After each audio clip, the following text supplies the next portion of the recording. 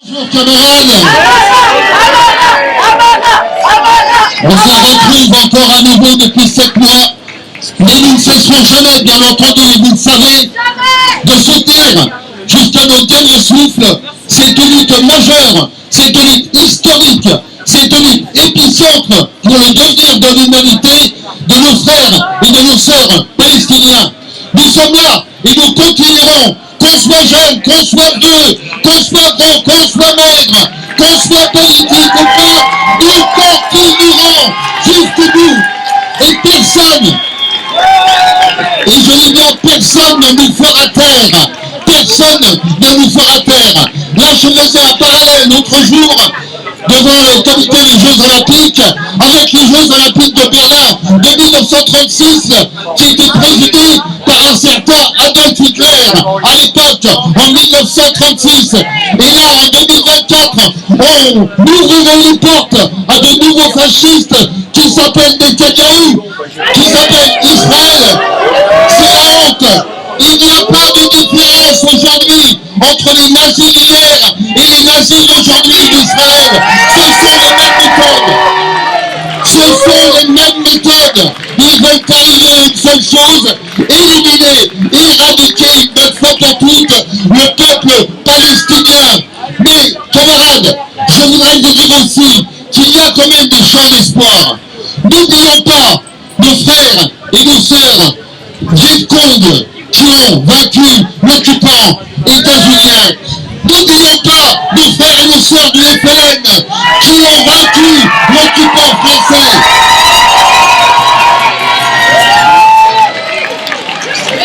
N'oublions pas l'ANC, Mandela et ses frères qui ont combattu l'IHD, l'apartheid.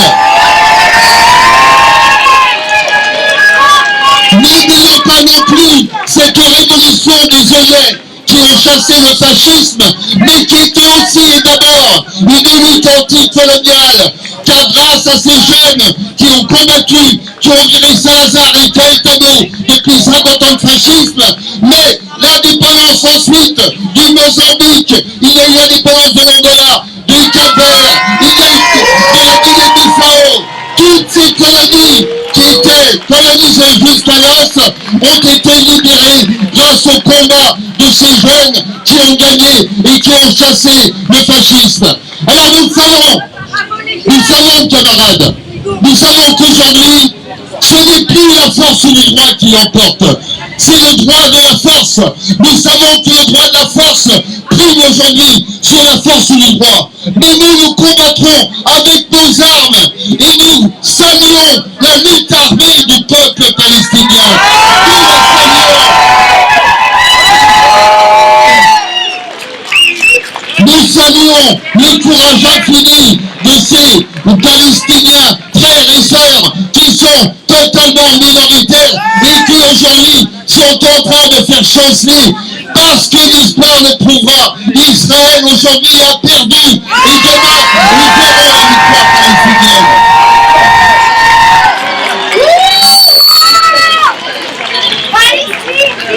Israël est en train de se bouffer de l'intérieur.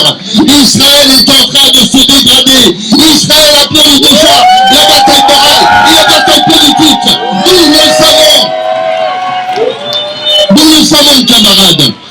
Et je dirais, pour terminer, qu'il serait important, tous ensemble, de reprendre ce slogan. Je sais que ça ne plaît pas à beaucoup de monde, parce qu'on est vive la lutte du peuple palestinien. Ben oui, mais nos frères et nos sœurs du FLN, ils avaient aussi les armes pour virer l'occupant. Nos frères et nos sœurs des Cong, ils avaient aussi les armes pour virer l'occupant. Saluons donc la lutte armée du peuple palestinien. Et vive la lutte armée du peuple palestinien. Et vive la lutte armée du peuple palestinien.